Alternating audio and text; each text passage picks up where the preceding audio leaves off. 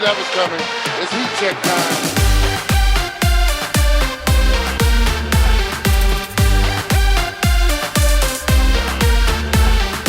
Welcome to the Heat Check Pod. I am your host, John Gonzalez, joined as I will be every week on the ones and twos by our producer, Isaac Lee. What up, Isaac? Hey, I'm good. How are you? I'm excellent. They gave us the keys to the Ringer NBA show Heat Check podcast last week, said take it for a spin. I think you and I and everybody at the Ringer, very surprised we did not wrap it around a telephone poll.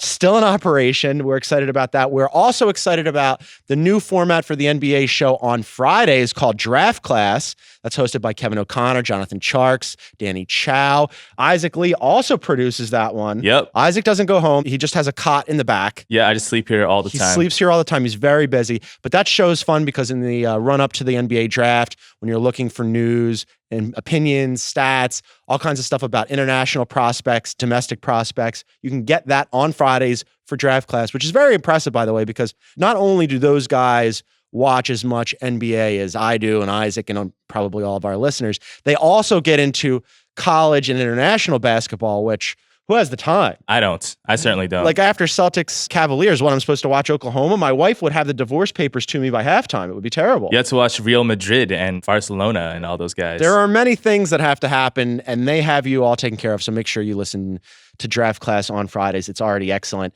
We're excited about that. We're also excited about today's show. We think we've got a good one for you, as we like to say here at the Heat Check Podcast. Basketball never stops. It certainly did not stop on Thursday at the trade deadline. Kobe Altman went absolutely crazy, traded everybody. I think Dan Gilbert might have got a trade. We're going to have to go back and look at that. But one of the ripple effects there was that Isiah Thomas now plays. After 35 seconds in Cleveland, he's in Los Angeles playing for the Lakers. Very strange. Continued drama there. Who better to talk about that than Jason Concepcion? He just wrote an excellent story on The Ringer called The 3-Act Drama for the Cavaliers. He had previously done one for the Lakers. Both are super smart and hilarious. So we'll get into the drama with Jason. On the drama front as well, less fun, Markelle Fultz. Things are still happening, none of them good. We're going to bring in the Ringer's resident and favorite Philadelphian, Chris Ryan, to discuss that stuff. We're also probably just going to discuss our favorite tasty cakes and maybe sing the Eagles fight song. There might be basketball. I can't promise anything. But first, as I mentioned, a lot of stuff happening with the Cleveland Cavaliers. They debuted their new roster in Boston on Sunday night. Went much better than I think anybody expected. Smacked the Celtics on their own floor. That's a big topic. And for a big topic, you need a big guest. I think you guys are going to be surprised, pleasantly so. Isaac, let's hit it. Boom shakalaka! He's heating up! He's on fire! All right, I'm joined in studio. I had a big preamble ready. Instead, I'm just going to introduce her this way. The greatest host in the history of the Heat Check Podcast. It's a very low bar to clear. She cleared it anyway. It's Juliet Litman. Welcome back. Hi, what's up? So they told us that you were spread thin and we needed to give you a little bit of a break. And so Isaac and I waited exactly 1 week before we were like, we got to get Juliet back before we I'm get canceled. thrilled to be here. I'm thrilled to be here. Thank God you're here to save us. Hey, it's February. February sweeps. That's a traditional ratings time back in the old TV model. We need the ratings bump from Juliet Litman, but there's so many things happening with the Cleveland Cavaliers and with the Celtics. And I thought, who better than our partner, Juliet, to talk about this? What a poo-poo platter of storylines we got yesterday. I don't even know where to begin. I guess we'll start with the game. Okay. What? Question mark? Exclamation point? I wish the Cavs were in Toledo because there would be a lot of Holy Toledo headlines. It was. Simmons put in our Slack that the Celtics have not been playing well for like the last couple of weeks, but it was only because it was a national TV game against the New York Cavaliers that everybody went, oh yeah, We the knew Celtics that. don't look so hot. We knew that from the Lakers game we went to. We did know that. I think I was less surprised by how the Celtics played than I was by the Cavs. I did not expect them to look this good that quickly. Yeah, well, the first obvious difference was just how much passing there was. Like it was a real reversal. It was a lot of dribble ISO from the Celtics, and the Cavs were just like an assist machine. Yeah. And also they looked like they had bounce, They looked like excited to be playing. And Jordan Clarkson gets a lot of heat, but he's a good scorer. Like he just is. As I have said previously, he is a walking heat check. Yeah. He's never seen a shot he doesn't like. He's going to Totally. jack him up. He came in, immediately did that exact thing where I think he was trying to figure out, it was one of his first shots. It might have been his first shot where it looked like it was a pick and roll that didn't happen. And he just stepped inside the 3-point line and jacked one up. Yeah. And I'm like, he's going to be fine. That's Jordan Clarkson. But the new guys combined for 49 points, which was pretty impressive. That I is thought. impressive. Especially because, Larry Nance was fine. He only had 5 points, but he was out there for 21 minutes. Larry Nance is just an energy guy. Like, he's an energy guy. Maybe he can refine some of his skills. Let's send him to big man camp. But he just brings a certain energy that I think someone like LeBron will really like. Yeah, I think they're going to like him running up and down with the second unit. But you got 15 points from Rodney Hood. You got, as you mentioned, Jordan Clarkson put in 17. And then George Hill hit the ground running. He was a plus 17 for the game. He had 12 points. He moved the ball around nicely. I have a hard time watching George Hill. He's not the most exciting player. That's not my problem with him. It's not even a problem. Does Danny Chow know about this? He's and I didn't know this. He's a huge George Hill fan. So I forget what phrasing he used, but while we were doing the trade deadline show on Thursday, Danny gushed about George Hill, and I'm paraphrasing here loosely. He's my favorite player is what Danny said. And I'm like, Danny, what's going on in your life? Well, those Pacers teams had charm. Did they? Yeah, sure. Ish. What was it, 13 and 14? 14. Yeah, I think that's what it was. I liked them. But George Hill's an avid hunter, and his Instagram for a while was devoted to his hunting. And I don't really slaughtering of animals. I don't actually really have feelings about that, but it's just so not what I expected. And it's a really aggressive personality trait for George Hill. I'm actually kind of surprised that you picked on that because you're sort of animal agnostic. I am animal agnostic. That's correct. Yeah. But I just couldn't believe that it was such a big passion of his. But anyway, that's all I can think about when I watch him play. But it's also because he's without emotion on the floor. But I do think he smiles more than we've seen in the entire season. So that's a positive. And he does bring... He's got to be thrilled. Oh, beyond thrilled. Because when I was in Sacramento to do the De'Aaron Fox piece earlier in the year, I wrote about this. Somebody told me that they had a sit down with him and Zebo, and they're like, look, we like having you here. We obviously signed you to a 3-year deal. That's fantastic.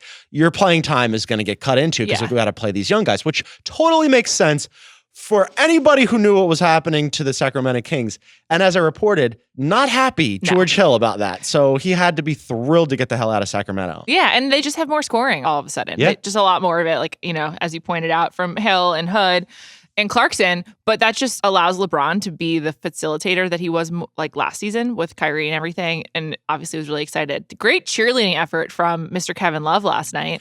You know what? I saw that, and I'm like, do you think he was overdoing it a little bit, or do you think he was buying it? I think Kevin Love is really earnest, so I think that was real. I don't think that he fake stuff. Yeah, and this is another reason why I don't understand why he takes so much heat from people like Isiah, and we're going to get into Isiah later on with Jason Concepcion, but Isiah giving Kevin Love heat. You were on the team for a half a second. I know. What's wrong with Kevin Love? Why do they give him so much flack? He's probably easy to pick on because he's earnest. He's probably easy to pick on, and that makes me feel bad for him. Totally. I think this is a good new lineup for him, too. I think when he comes back. Yeah, it'll be interesting to see how they incorporate him. For now, though, I really like the mix for this group. We talked about George Hill, but just from, whether you want to go macro or micro on this trade and the players that were swapped out, we'll just read them off real quick. Isaiah Thomas, Jay Crowder, Dwayne Wade, Derrick Rose, Amon Shumpert, Channing Frye, and a first-round pick gone. Kobe Altman went absolutely crazy in Rodney Hood, George Hill, Jordan Clarkson, Larry Nance, and a heavily protected 2020 for Dwayne Wade.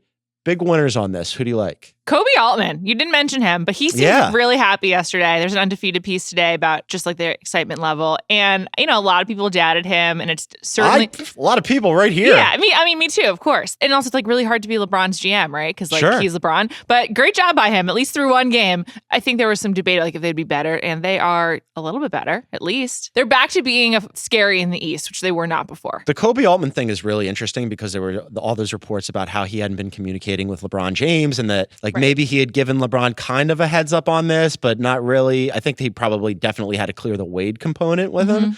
I like the moves, if only because, and for me, it was pretty obvious calculus. If you don't make any moves, you're screwed. LeBron's walking, the team's bad, you're in a lot of trouble. Who knows what happens to Kobe Altman? You make some moves, you give yourself a chance, not only right now and in for the playoffs, but also to possibly retain LeBron, who looked like he was out the door. So good for Kobe Altman.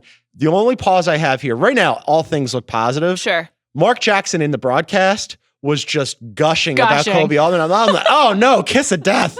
Like, this is not good. This game was such like the embodiment of the LeBron paradox, where he makes everyone look better, and so then therefore he also makes himself look better. So for the argument that like they're better set up for the future with this team, it's like, are they? If LeBron walks, like you're still stuck with Jordan Clarkson, Larry Nance, Rodney Hood, and George Hill, and like they're all good pieces around a transcendent player. But without that transcendent player, you're the Lakers. Yeah, LeBron went a long way yesterday in trying to get everybody involved. He had a game-high 10 assists. Yeah, he'd almost half the Cavs assists. He was really trying to get everybody involved and did a great job out of it. And thank God he didn't get hurt. It looked like he got hurt there for a second. I was worried about the Russ meniscus. Yeah. Because, God, how sad would that have been when they were playing great? I know. And LeBron, who's an Iron Man and never misses time, and they make all these moves, and then all of a sudden we unplug LeBron. So we're glad that didn't happen. What about losers in this trade and these big, massive reorganization of the Cavs? Who lost out on this? I mean, biggest loser, Isiah Thomas, probably lost $100 million.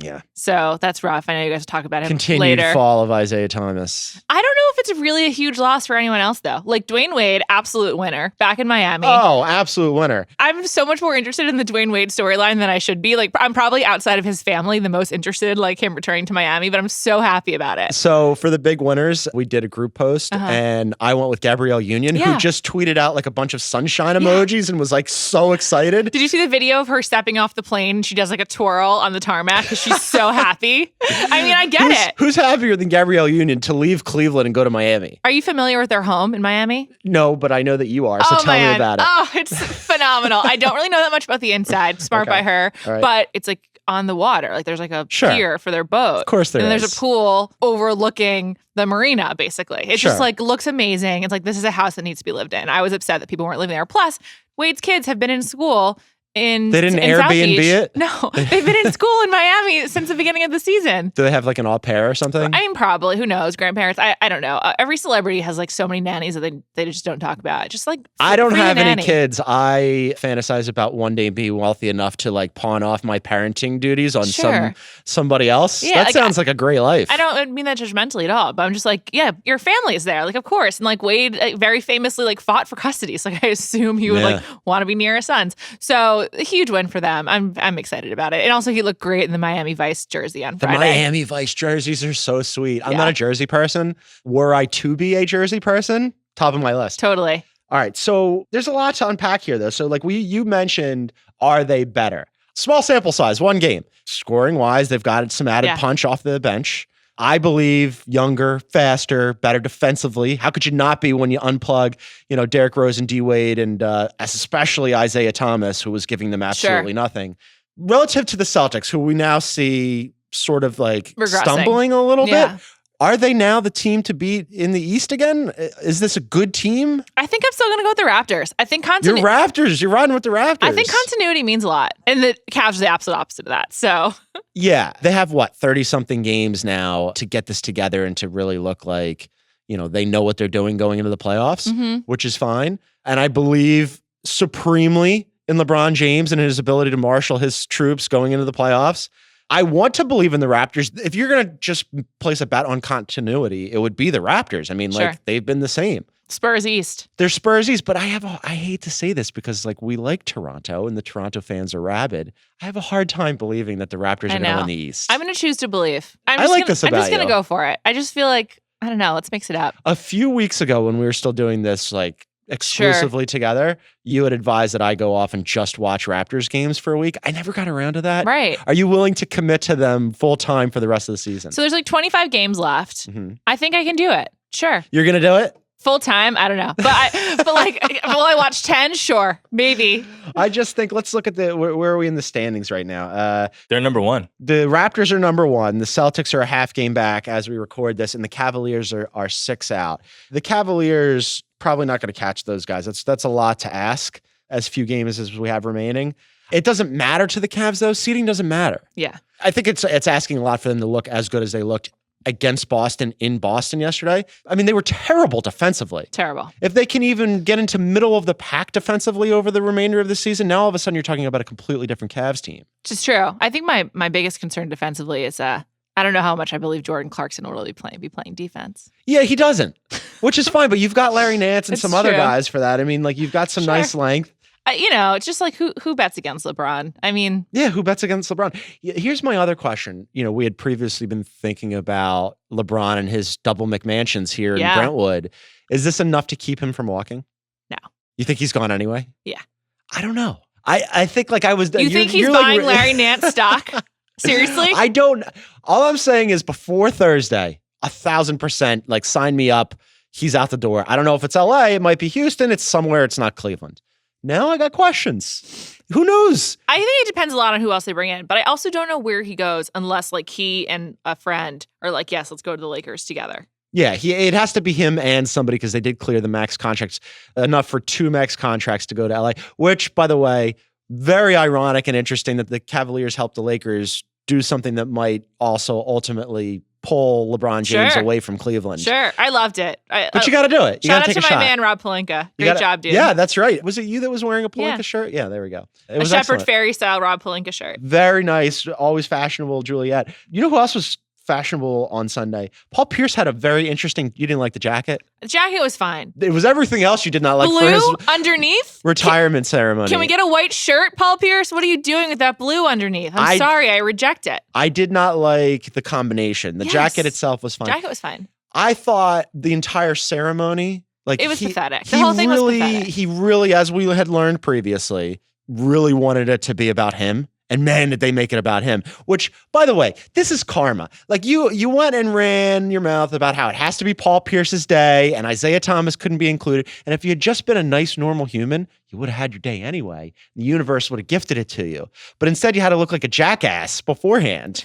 I liked the beforehand. I was like, yes, this is, as you know. I know you didn't. This is honest. I don't understand it. It's kind of like the Honest Trailers version of an NBA player. It's like, yeah, this is what they're like. And I blame the Celtics, not Paul Pierce. Like, rein that shit in. And also, what's with putting the ceremony after the game? Like, I thought that was curious too. Is it so it can be longer? Is that the point? He really wanted an extended, like, Paul Pierce. Do it before, man. You texted me on my way in to do the show with you today. Yeah. You texted me a quote from Paul Pierce, and it was basically him gushing about other people gushing about him. Would you like me to read it? Please. He got messages from Kobe Bryant and Magic Johnson in the tribute. Quote, I didn't expect that at all, especially coming from rivals, and it just helps me realize the impact that I was able to have and the respect that I was given throughout the course of my career. You've heard Kobe say it. You've heard LeBron James say it. I wasn't a flashy player or had the commercials and top-selling shoes, but I was a player that was well-respected, and people know when I came into the gym that they had to be ready also. For them to give the praise they gave, that means a lot because Magic Johnson was my idol and Kobe Bryant was my rival. It means a lot. Wow. This guy just needs tons of praise, I guess. Heat Check Podcast. This is perfect for us. This is sad. Like Paul Pierce, you are a great player. You won a championship. Also, like I think his swan song through Brooklyn, Washington, and LA was like actually pretty good. Like I feel like people were like, yeah, he's a good influence to have around. Like great for the young guys. John Wall talked about how he traveled with his hyperbaric chamber or whatever. Amazing. I look. This is tough. One of the great tough. players for one of the great organizations of all time. I will forever lament the fact that the Sixers took Larry Hughes instead of Paul Pierce. Like major miss on that one. I've always liked watching Paul Pierce. He had an old man game even when he was young, and then when he was an old man, it was perfect for him. You're Paul Pierce. You don't need to feel yourself that much, I guess. Calm down, man. Yeah, pump the brakes just a little. Although I guess if you can't be narcissistic on a jersey retirement day, when are you going to do it? But is it a bigger deal to have your jersey retired or to make the Hall of Fame? Because Paul Pierce Hall of Fame. Paul Pierce said that if he never makes the Hall of Fame, having his jersey retired is enough, and it's the crowning achievement of his career. The only reason I hummed on that is because it's for the Celtics, and they have like no numbers left. Right. All the players that they've retired have all been Hall of Famers, and they've all been amazing. But no, it's Hall of Fame. It's definitely Hall of Fame. Now, real quick though, the people that he had, so Doc went. Rondo went. KG went. Noticeably absent. Noticeably playing golf, Ray Allen. With George Lopez. Yes. He decided to go golfing with George Lopez instead of going to the ceremony, which I think speaks volumes. I didn't realize, or maybe I just didn't believe. I was a little disbelieving that they had that much acrimony between those guys. I knew. I think it's real. Yeah, when they started doing Area 21 with KG on TNT last year, there was a whole episode where Big Baby was there too, and they just were talking about how much they hated Ray Allen, basically. So it was, or they didn't say that. But they're talking about the dynamics of that team, and they very clearly hate Ray Allen, and they were like, well, it seems like there can't be a peace, basically. So that's a bummer. Ray Allen wins the pettiness of the day for posting that Instagram. So at least he's won. I mean, he's won a lot. I'd rather hang out with George Lopez. that was just really something. I don't know. The NBA is excellent at crafting heroes and villains, and they have created another hero in Paul Pierce. It makes me feel a little sad though. Like, because I like to think that they get along, and they clearly don't. And I guess like this is like it's like any other workplace. You've got friends, and you also hate people. Friends, not here at the Ringer. We all get along. Like everybody gets along. But at other places I've worked, perhaps you have relationships that are better than others. Sure, you know, they're like you don't choose your family. You also don't choose your coworkers. That's true. It's complicated. Although you chose some coworkers, you were involved in the hiring process. I get to choose some. You're very powerful here at the Ringer. Thanks, John. You have a lot of things going on. Bachelor party. Yes, Monday nights. Jam session. Every other Wednesday. Sources say. The Wednesdays when there's not jam session. But that's this week, right? Yeah, there's sources say. So we got a Sources Say this week. You got a House of Carbs appearance. House of Carbs. You were on the Heat Check podcast. I was on Heat Check. You're the managing editor. I'm the managing editor. Check me out. You have a lot of things going on. Thanks so much for having me. They raised Paul Pierce's jersey to the rafters. We are going to raise Juliet Litman's microphone to the rafters of Heat Check. And I will not be golfing with George Lopez that day. I will be there because you were my favorite. I'll be here anytime you want. Thanks so much She's for having Juliet me. Litman. Thanks for coming on. Boom shakalaka! He's heating up. He's on fire. All right, joining me in studio. Yes. He was here last week. I had to trick him into coming in again. I was conned. Jason Concepcion is back. He's our resident polymath. He wrote an amazing story. The first one he did was a 3-act play on the Lakers, which was hilarious and brilliant. He did another one on the Cavaliers. The synergy there is perfect, but I had to trick you. I asked you to come on, and then I told you it was 9:30, and you just texted me back like a bunch of exclamation points.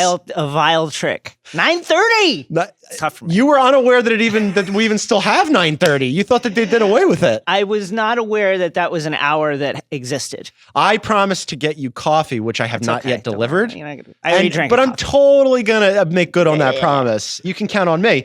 But so you came in and just started screaming about the Cavaliers, and you're on board. Listen, small sample size. Literally the smallest possible sample size. Slightly bigger than 0. Right. But as small as you could go. The only way you could do it smaller is if at the half I boarded the bandwagon. Right. But I feel good about what I'm seeing. Everyone's engaged. Kevin Love was going crazy in his Banana Republic suit. Looks good. The man wears a suit. LeBron James adopting his new teammates' celebrations for three-pointers. They've got a good mix of young guys and guys who can stretch the floor and guys who can cut. George Hill, pray for his health. I'm with you. I just did this with Juliet where I was like, I think I'm back in on the Cavs. Rodney This is Hood, great. Pray for his health. Yes, all of them. They need to stay healthy. LeBron, thankfully, did not get hurt yesterday. That was scary moments. But they look like, as you mentioned, Yes.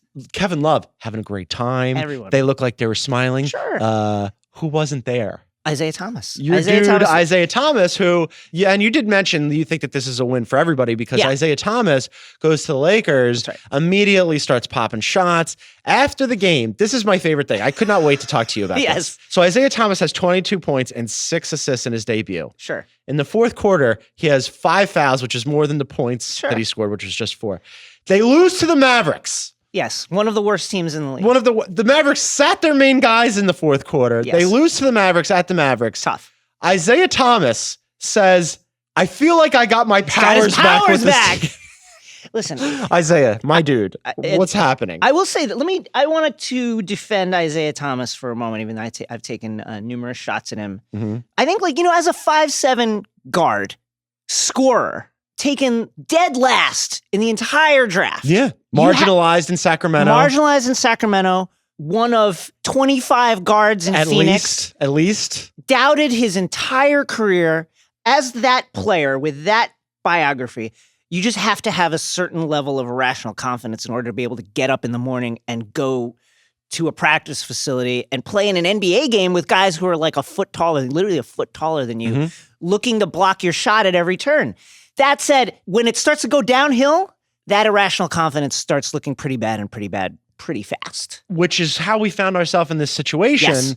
In recent vintage Isaiah Thomas lore / quotes. Sure. Where does I got my powers back with this team? In a loss. Right after a loss to the Mavericks on the road, where you were like previously the king of the fourth and now you are most decidedly not. Rank with him talking about diving for loose balls in man. Cleveland, and we don't play defense, and also questioning Kevin Love being sick. Where like these are all, it's almost like bizarro IT. Yeah, it is. I would put it third after those two other statements.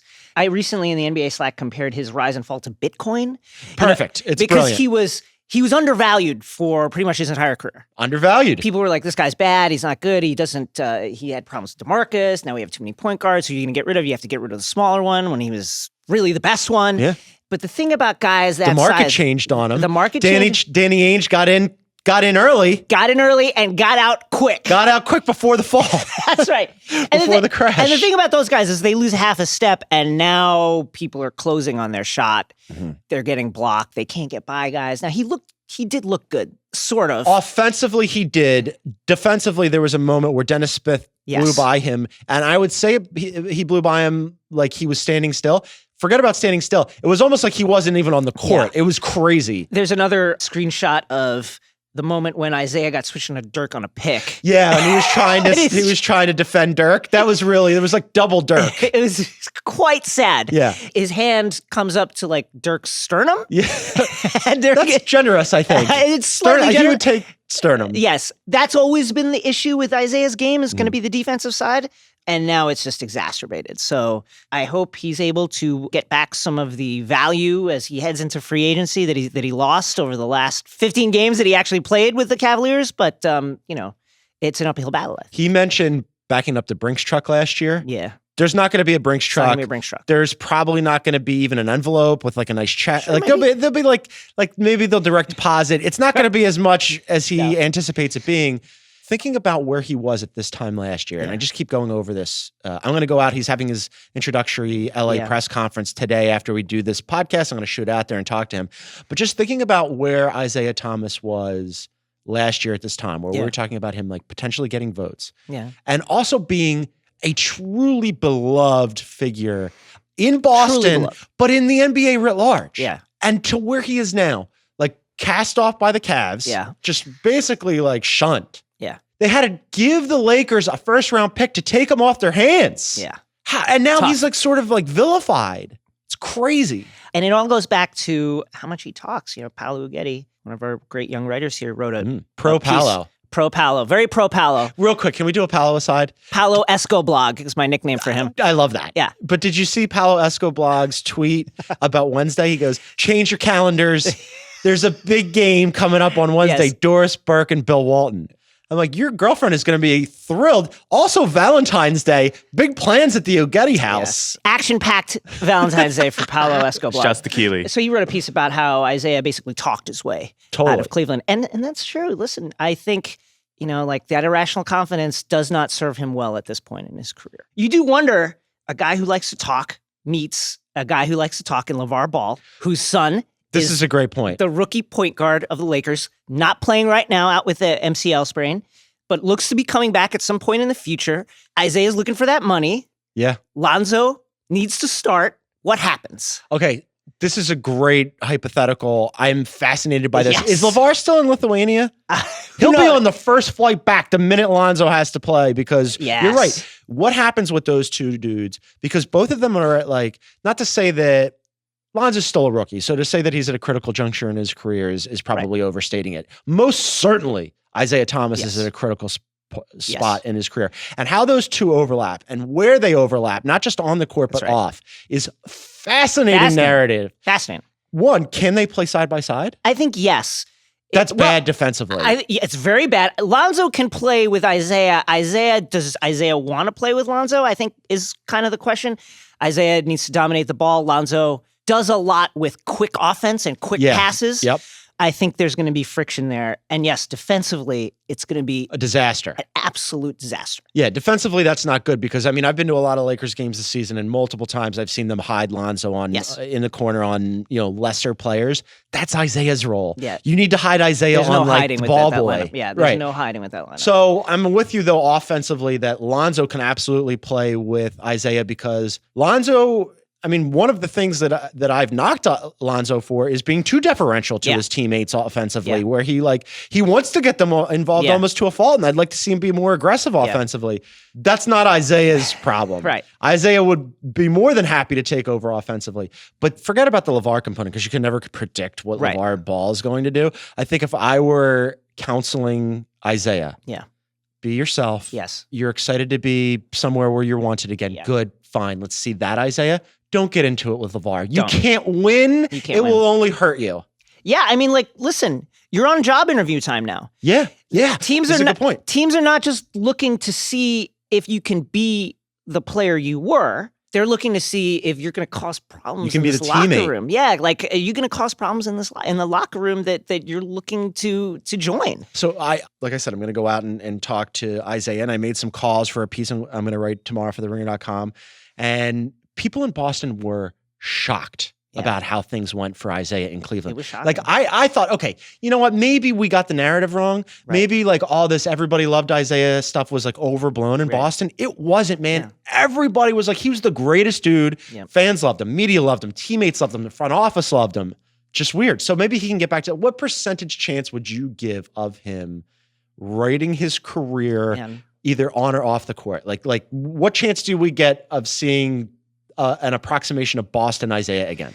Last season, when I talked about Isiah, I said that he'll never reach the heights that he was reaching that season, 28 points a game.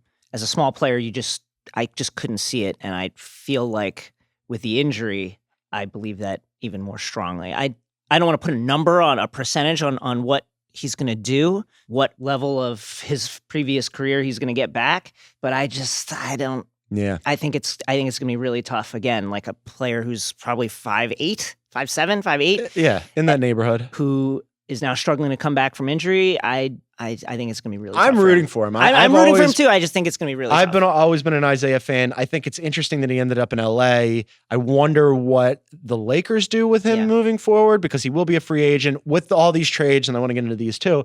They cleared enough space for 2 max contracts in the offseason.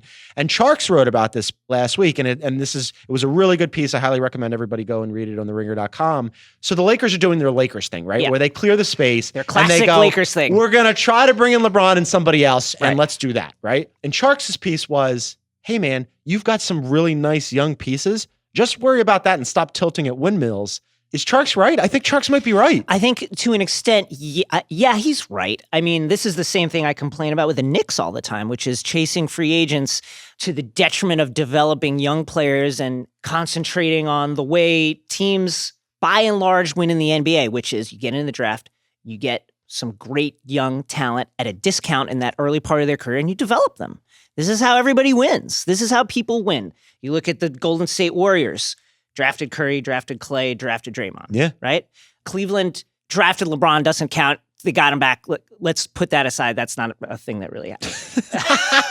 The Spurs, right? Drafted Tim Duncan, drafted Tony Parker, drafted Manu Ginobili. This is how you create sustained greatness. The Lakers, if you want to look at the early part of their history when they were really great, drafted Magic, drafted James Worthy, right? Got Kareem as another piece to bring in.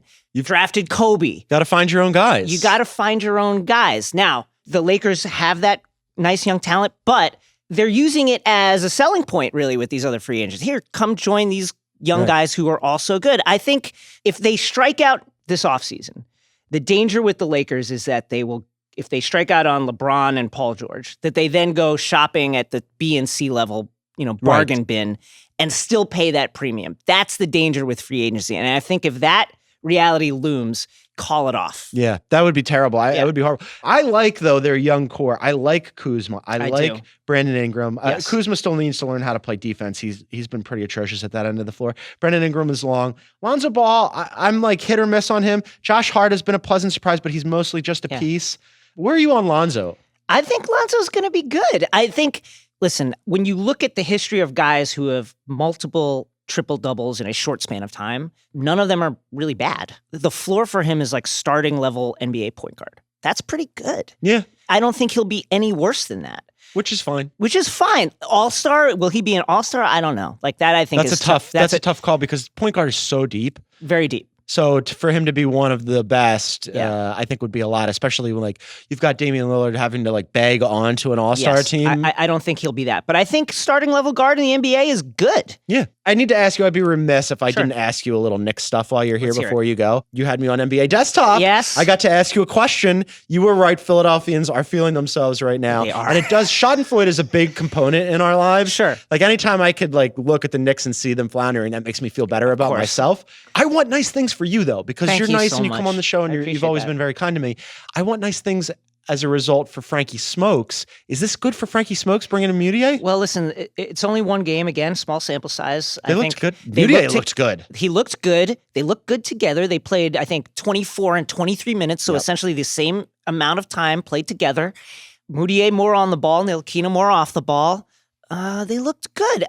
I hope it continues. And again, like there are stories reported today that the Knicks are looking to bring in Paolo Prigioni, one of the... I saw you laughing about that. Listen. How excited are you bring about Paolo him in as a Prigioni? developmental guy, which is one of the classic Knicks problems over the decade has been developing young guys. They've let go of Ariza, Channing Frye, like again, young guys that they've let go who other teams have turned into good players. Nene.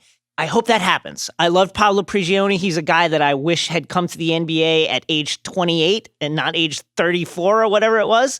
I hope that happens. And I hope they develop these young guys into something. Because if they do, if they hit on Mudiay and develop Smokes, okay, you've set up your backcourt for the next 5-8 years. Before yesterday's game, you and I had talked, and I was freaking out. I was like, I don't understand Jarrett Jack. What are you doing with Jarrett Jack? What are you doing with Trey Burke? They started Jarrett Jack, and then he only played 8 minutes. Great. Trey Burke only got 8 minutes. It was like they listened to us. Yeah. 29 minutes for Mudiay, 31 for Frankie Let's Smokes. go. Let him play. Let him play. I mean, you're Gotta good. let him play. Look, the Knicks are literally playing for the lottery. That's it. Just run him out there. That's it. Let's just see incremental improvements in our young players, and let's get into that lottery and get a good pick. I want to be clear here as a Philadelphian. I don't want to see too much improvement. Right. Not too, just enough that I could be interested on your behalf. Listen, I want to see improvement on the individual team level for players, and I want to see L's and L's and L's. And L's and L's. I want to see those L's stack up. I want to get into that lottery. I want to get a good pick. Tank for Doncic. Tank for Doncic. I'm rooting for you, if not so much for the Knicks. Thank you. You've got, binge mode? That's right. You've got NBA Desktop. Here we go. You're now in the mix on Heat Check. Heat Check is great. You're writing all kinds of stuff for Ringer.com. Yes. Read the 3-act play. Please. It's bananas funny, very smart. Listen, I don't know how you pull this stuff off. A lot of counting on my fingers to make sure it stayed within iambic pentameter for the most part. Even Shakespeare didn't always have you got to cheat now and then. He cheated now and then. But I mostly kept it with the iambic pentameter. Please read it thing. And read all our great content. Go read it. He's very smart. He's Jason Concepcion. I still owe you coffee. Don't worry about it. He'll be back. Thanks. Thank you, Gonz. Boom shakalaka! He's heating up. He's on fire. All right, joining me in the studio, I do a big watch-esque introduction, but I can't pull that off. I don't have the lung capacity. It's Chris Ryan. Just give me an Edward Norton reference. Chris Ryan is here. Frankly, the only reason I'm here is because of Chris Ryan, who plucked me out of freelancing obscurity. So the obscurity of Philadelphia sports media. Yeah, that uncovered territory. Nobody's done anything there. So I guess what I'm saying is send all your complaints to chris.ryan@theringer.com. He's responsible for all this. But I brought you in because it's very sad. Things are very sad in Philadelphia right now, and I needed another Philadelphian to commiserate with. And we don't have anybody else here from Philadelphia, so I had to get you. What's going on with Fultz? Are you worried? Look, okay, let me start by saying I am much less worried than I was before we won the Super Bowl. Oh, sure, yeah. So just on a flat out, how's my tension? I was Jerry Tarkanian with a towel in my mouth. I love Tark. That's a great last reference. Saturday. Right. And now I'm it's all good. Sports is weird, man. Lots of stuff can happen. It's a long you life. Can't get too stressed out about these things.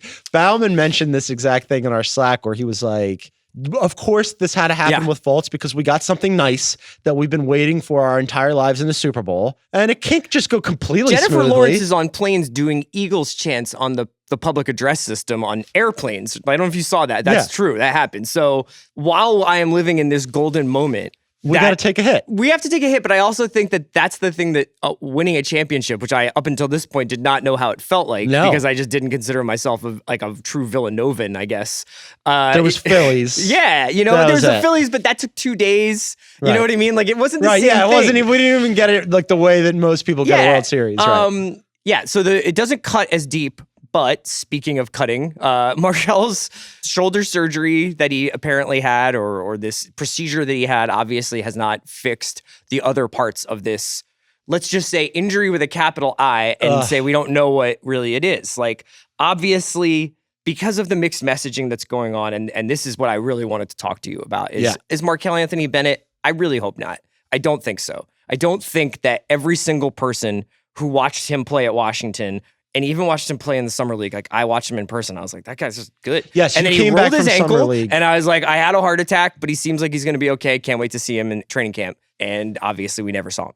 Really, you know what I mean? Like we never really saw him at any kind of full capacity. And now we see him on iPhone videos shooting in the background of Sixers practice videos. Which is something that we've talked about at length, like the packaging, how they presented this whole thing. Because so on Friday, we have Brian Colangelo, who they brought in to handle the media, and to have relationships with people, and to be the all guy the things that Sam couldn't do. He knew agents. He knows how to work the room. He knows how to make the media get on your side. Right. All the things that they said Sam couldn't do but did behind the scenes that Colangelo is now doing in front of the scenes and doing much worse. So on Friday, he has this press conference, and he just talks himself in circles the entire time. And he says, despite the fact that Markelle Fultz has been medically cleared, he basically did the shrug emoji of press conferences. And it's like, I don't know, he might be back this year and he might not. And I just am at a loss for how they've handled this thing.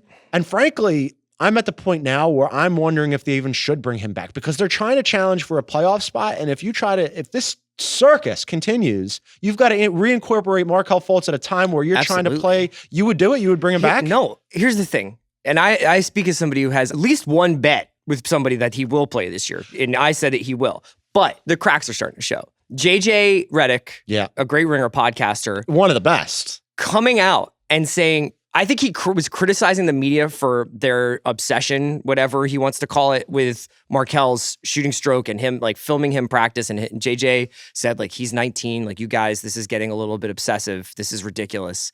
Personally, I think that was more of a shot at the Sixers organization than it was at the media. And I think that the difference between what Brian's saying and what Brett is saying, and the fact that they can't get on the same page of, we're both going to walk out there. They're all going to ask us the same questions. If I go first, they're going to come to you and say, this is what he said. What do you think? Right. They're going to try and trip us up. And the fact that these two guys can't just say, look, what's important is the next 10 years of Markelle's future career, not these next 3 weeks. There's no pressure on Markelle to do anything but be Markelle. All they have to do is say that. There is no fan base in professional sports more prepared for their prized rookie to not play than Philadelphia 76ers fans. This is what I wrote. I said, I don't understand, considering how they handled these guys previously. Why don't they just do that again? Yes. Keep him out of sight, out of mind. Let him go and work through whatever. He hurt his shoulder. He'll be back next year. Fine. Did you know anything about broken feet before Ben Simmons broke his foot? Did you know whether or not Ben Simmons should or shouldn't be back? This is the exact point. And I think like you picking up on Redick being frustrated with that whole thing, I think is absolutely right. Because the reason why we are so obsessed with it and the reason why we're focusing on it is because it's being dangled in front of us every single time. How could you not be? And Kyle Neubeck wrote a piece in the Philly Voiced It today, a long piece, a reported piece about this whole process. And one of the things that he talks about in there is the role that JJ has sort of taken with Markelle in terms of being a little bit like a mentor, working on a shot. It's a good mentor to have. Great. It's exactly why you paid JJ Redick 20 plus million. It's not only to hit shots, but the reason Amir and JJ were brought in the first place were to be culture guys. We're to set the tone in the locker room so that these kids knew like what it would take to play 82 and hopefully 100 game seasons. You had said that you still like, I think you were on with Simmons, and Simmons gave you like a half a game over under on whether or not. And I took the over. And you took the over. I'm asking you again. Do you still think he plays? Yeah, I think he comes back sometime in the last like 10 games. Look, we're the 8th seed. Like, should he though, is my thing. Should he for two reasons. One, as I mentioned, you're trying to get into the playoffs for the first time in a long time, and bringing in a new guy, let alone a new guy who's got all these issues around him, Like, I don't know how that affects the dynamic. I'm going to guess it's going to be difficult. It's going to be difficult for the kid. It's going to be difficult for the players. But that's the thing, is that you read It's gonna be Kyle's piece, you difficult for talk to Brett people, Brown. like, it sounds like everybody likes him. It's not like this kid is Sure like, they do. he's not pulling his weight, or it's something, there is like unspoken stuff about Markelle, right? There is like the idea that this is psychosomatic. There is the idea that this is in his head. But everybody seems to be on this kid's team. And then you've got like stuff about the agent setting up Caron Butler at the Caron Butler interview to kind of put Markelle out there, and that wasn't Sixers sanctioned, or that he had differing reports on whether he was injected or had stuff removed from his shoulder. Right. Like, They this couldn't is a decide. mess. But through it all, no one has come out and been like, he's a head case, or he's a bad kid, or he doesn't know what it takes to be a pro and he's too young and he shouldn't be in the NBA yet. Nobody said that. Everybody's like, this kid just wants to play basketball. Yeah, and I think that's part of his. With the agent setting up that TNT interview that was like super quick with Caron Butler. it It was very strange. Yeah. I was watching that game, and all of a sudden he materialized, and I was like, oh, wow, where did this come from? Because this clearly couldn't have been from the Sixers. They haven't put him in front of anybody since they shut him down. Then he goes out there. So I think like part of that was his own frustration bubbling to the surface and going, I want to tell you that I want to be out there too. And this sucks for me. Yes. You think it sucks for you. It sucks for me worse. But again, I don't know if that's necessarily a great idea in. It's not, but what's crazy is it's interesting to think about how, the NBA is a players' league, and there are some organizations like, say, the Spurs, where there is at least the illusion to a uniformity in how they do things and a uniformity of how they communicate with people. Popovich is the voice of the team. They've got a bunch of guys who aren't known for being storytellers on that team. But ultimately, you've got a lot of cooks in the kitchen. You do have agents. You do have family. You do have guys have crews. That guys have people around them.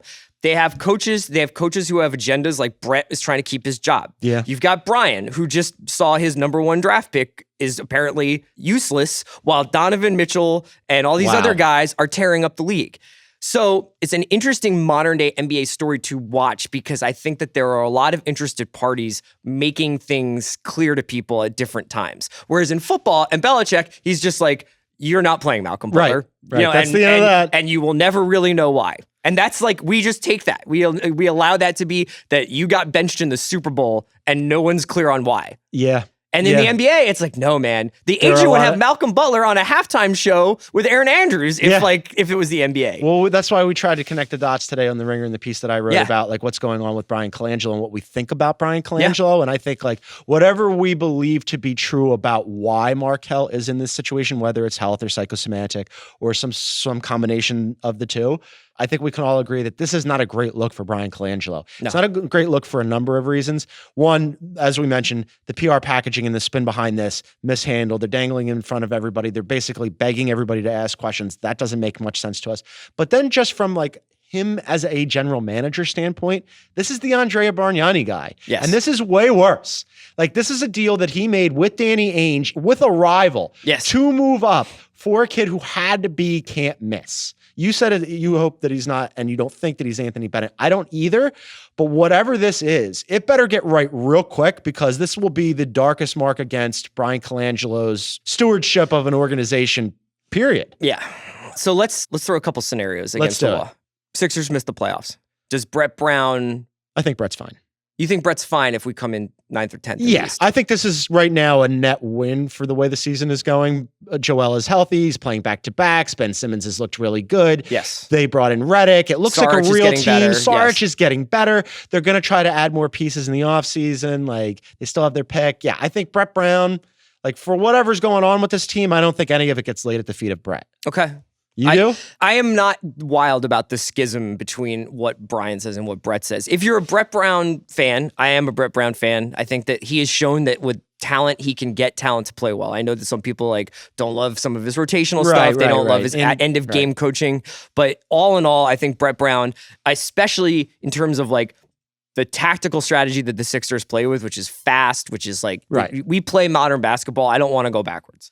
That being said, Brian is clearly trying to position this as, I think, as something that is not his fault. Yeah. That something happened after I drafted this kid that is making it so that, he, by all accounts, physically should be able to be contributing to the Sixers and is not. But he keeps... And Brett is saying, I think Brett is a much more compassionate speaker, obviously, sometimes to his detriment, because he turns everything into a halftime speech. Yes, he does. But he is sort of, do you see what I'm saying? I It's do, but how can you look? Brian Colangelo can try to spin this however Brian Colangelo wants, and he can say that it was post fact.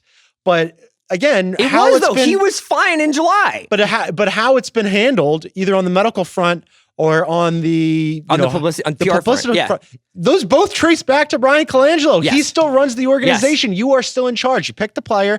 You're the guy overseeing the medical staff. You're the guy figuring out the PR strategy on this front. All roads lead back to Brian Colangelo. Yes. There's no way for him to unplug himself from this situation, no matter how many times he talks himself in circles. That's all I'm saying. Yeah. And I don't know how he gets out from under it.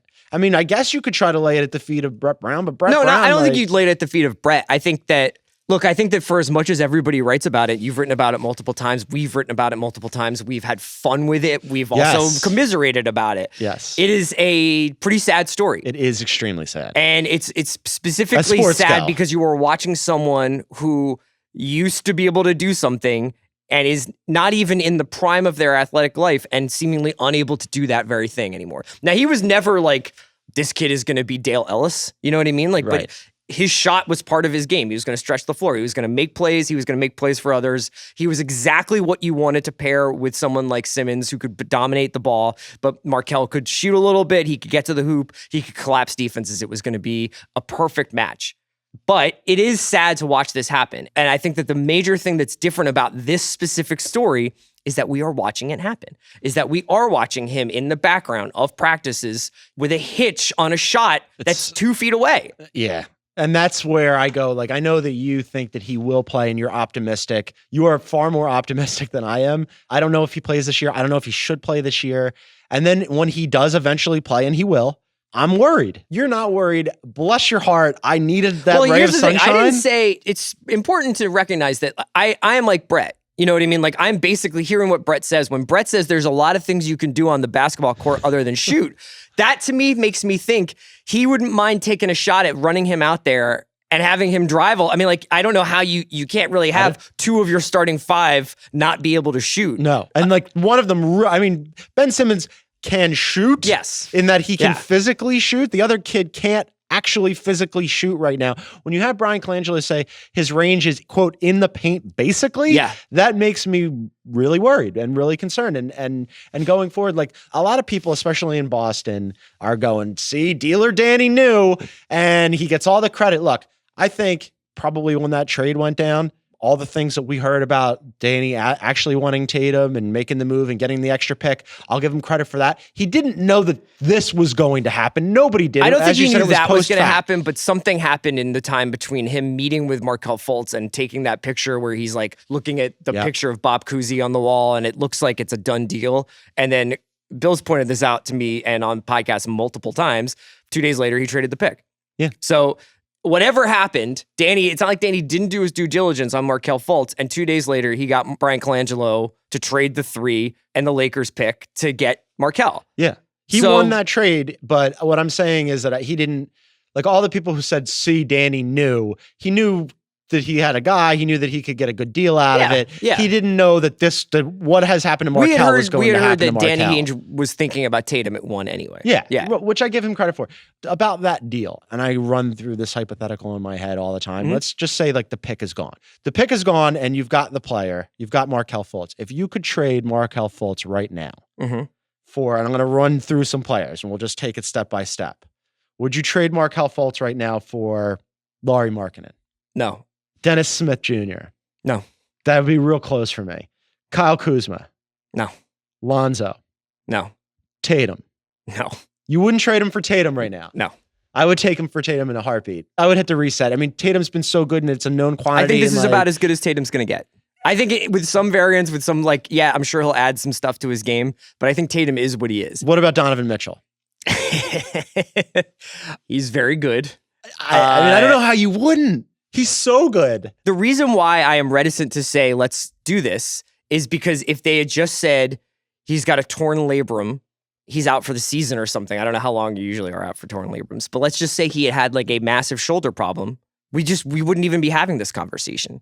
You know what I mean? This is all new territory of this idea that we're just like watching this guy not be able to make a 2-foot jumper. But that's not nothing, right? It just makes me really, really fucking nervous about what's happening. The whole point of this whole 6-7 years that we've gone through is to put the best players together, right? To draft the best guys, is to not take Jahlil Okafor again and to not draft Jason Tatum because Don Mitchell is no Jahlil Okafor. Right. And I don't know, and lots of other teams missed on Donovan Mitchell. Yeah. You know what I mean? Like, so that's not only on us. And I just think that I have to stick to the things that I have learned from going through the process, which is still happening, which is that you bet big on big players. And if they think like every other goddamn draft expert was just like, Markelle is the number 1 pick, this kid could be Lillard or Harden if he hits his potential, then that's like a no-brainer to take him. And if he just needs this year to figure it out, forget Oladipo going to a third team and being an all-star.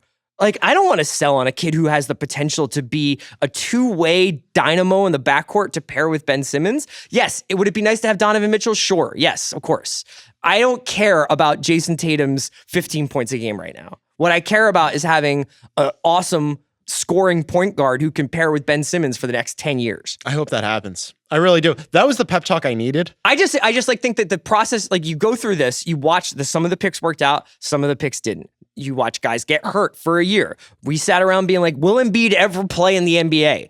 All these guys who are like, Fultz is done, Fultz is never going to be good. We're also saying like 7-foot guys with lower body problems really don't work out. I felt differently about Embiid though. I really did. I felt like I felt like if he could get back at all, he would be really good. With Fultz, I feel like if he can get back, now I got to see it. I don't know. Did you see him dunk the other day? It was pretty good. It was pretty good.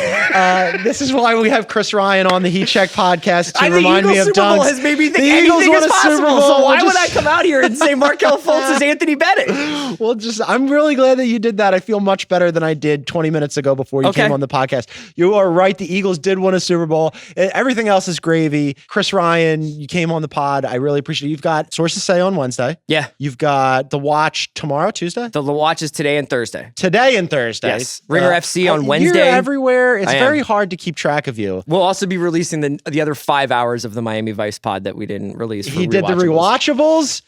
You can find his content all over theringer.com. We've got a lot of great stuff. We do Heat Check on Mondays. On Tuesdays, we've got Kevin O'Connor and Chris Vernon. We've got Sources Say on Wednesdays. On Thursdays is Group Chat. You're also on Group Chat. I forgot about Group Chat. And then on Friday, as we said, the Revamped Friday podcast. That's the Draft Class podcast. So you get all of your incoming player news. Make sure to check out all of your Ringer content. For Juliet Litman, Jason Concepcion, Chris Ryan, our producer, Isaac Lee. Isaac, it's another week. Can I call you Ice now? Ice. We'll give it a couple more weeks. Isaac, what if we call you Ice, but we do it like Tom Thibodeau screaming Ice from the sideline? Ice, ice, ice. That's the only possible way that I'll accept it. Okay. We'll check back in with Isaac next week. Thanks for listening, everybody. Bye.